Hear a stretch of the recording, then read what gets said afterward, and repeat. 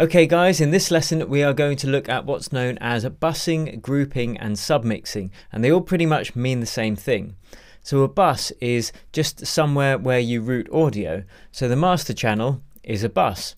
So what we're talking about is sending several different channels into a bus before it goes to the master channel.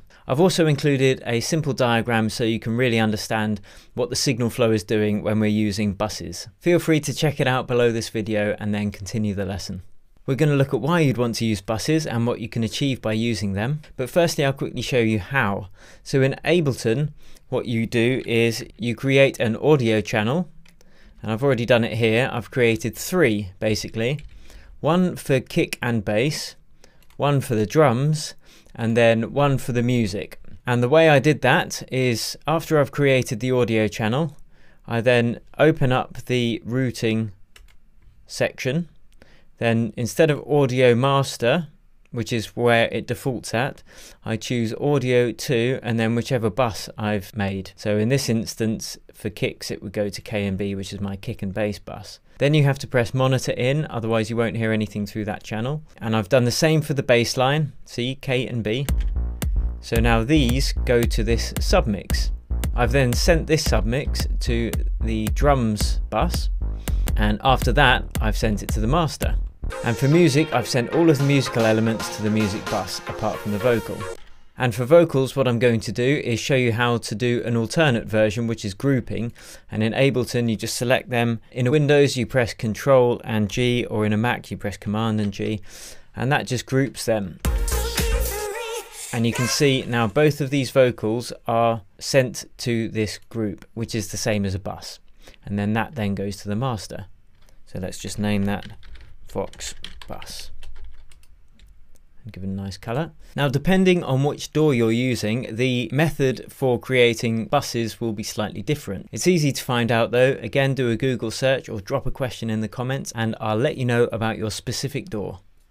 So the number one reason that we do this is basically control. So I've got my lead vocals and my backing vocals at the levels I like relative to each other. Instead of trying to mix every single channel's volume fader, I can just up and down the fader on the bus. Let's do it with music as well. And then all of the elements can be controlled easily with one fader for that group. And the second reason, again control, is you can then process a bus rather than having separate effects on every channel within that bus. For instance, we have kick and bass, and what I've done is actually added a saturator or a distortion unit over both the kick and the bass, because they're both now going to this place. And what that's doing is actually gelling them together and making them sound a bit more tight and a bit cohesive. So let's listen to it as a comparison. It's very subtle. Now again, I'm going to reiterate, you don't need to use all of these techniques in every mix. But for instance, this kick and the bass processing, you might use a compressor over there just to tighten them together.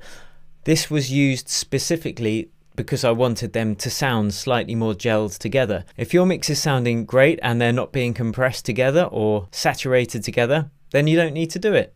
So we've got our three main buses. Actually, we've got four because we've got the vocals. So let's move that over there as well. Get that in the party. So for the vocals, for instance, you might not want to have the separate levels of your send effects on each of the two vocal channels. You might just want to apply them to the vocal bus.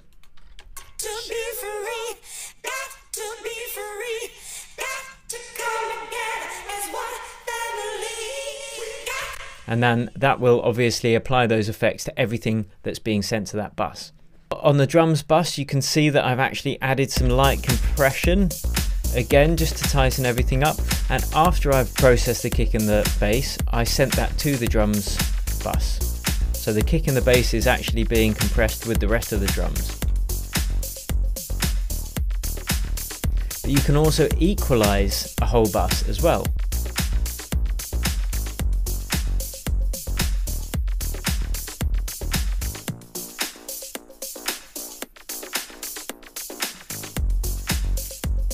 You can of course use bussing in the music production stage as well if you want to do effects like I've just done, where you've got a filter that sweeps over the whole of a particular bus. But in my opinion, the most powerful use of buses is something called parallel processing. And that really is pro level stuff. If you've used compressors or you've used limiters and you find that they crush the life out of your mix, parallel processing is for you. And that is exactly what our next video is about.